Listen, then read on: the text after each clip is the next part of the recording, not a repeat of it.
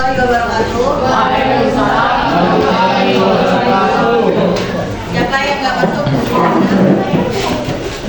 Pandu, Piano.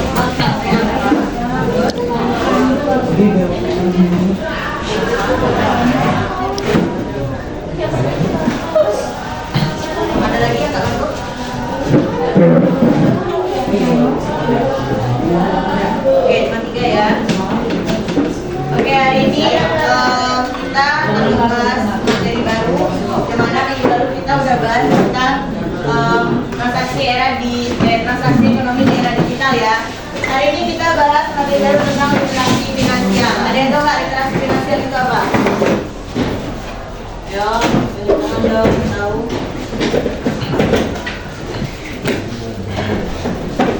Ada yang tahu ya? Finansial atau literasi keuangan yaitu kemampuan dalam memahami dan menerapkan pengetahuan mengenai pengelolaan keuangan dalam kehidupan sehari-hari.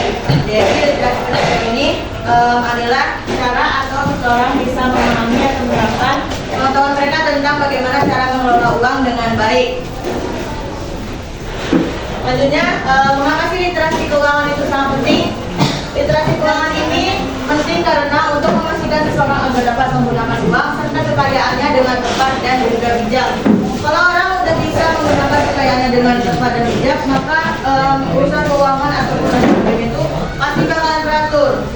Keuangannya juga bakalan boros dan sebagainya ya. Ini juga sangat penting kebutuhan kita sehari-hari untuk memenuhi kebutuhan juga mungkin bisa lebih teratur dan sebagainya. Oke, lalu di buku kalian itu ada ya tentang cakupan-cakupan yang ada dalam literasi finansial, hal apa aja yang mungkin bisa dilakukan untuk kegiatan literasi finansial ini. Yang pertama yaitu memiliki pemahaman tentang transaksi ekonomi dan berbagai jenis praktiknya. Oke, kalau orang yang tahu tentang memahami atau tentang transaksi ekonomi, pasti dia tahu kegiatan ekonomi. Coba, siapa aja yang tahu kegiatan ekonomi itu apa aja? Tepuk tangan.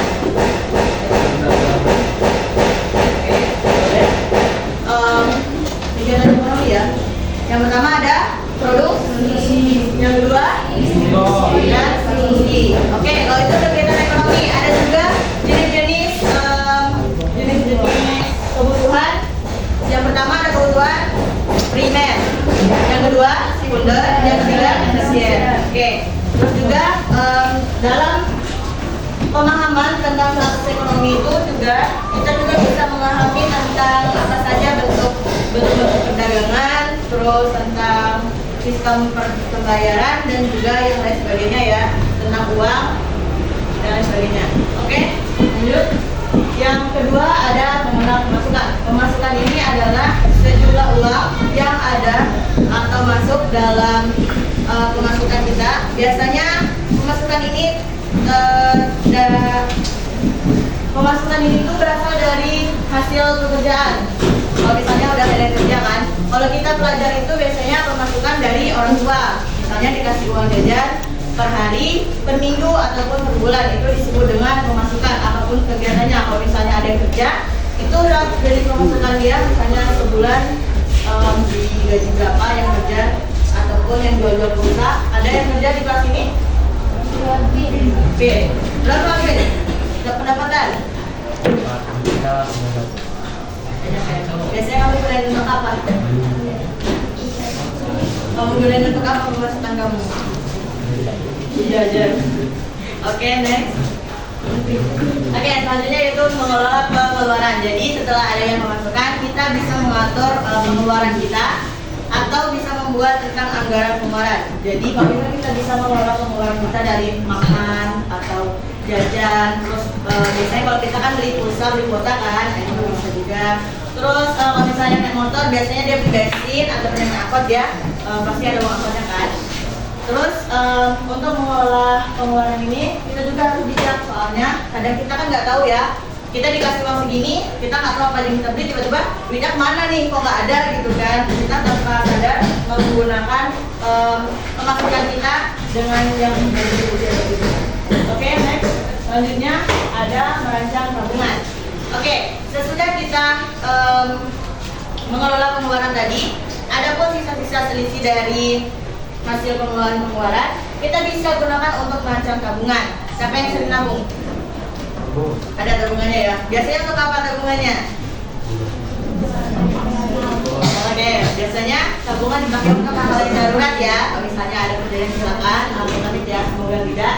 Jadi tabungan ini diwajibkan atau mungkin diharuskan untuk setiap orang karena untuk menunjang kegiatan di masa depan jika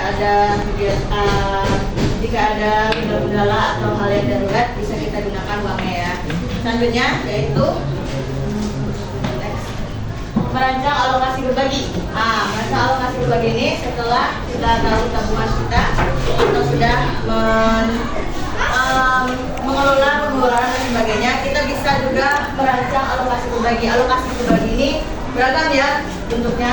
Kalau ada yang bayar pajak, biasa pajak. Terus kalau misalnya kita biasa membeli makanan di restoran, biasanya kan kita membayar PPN.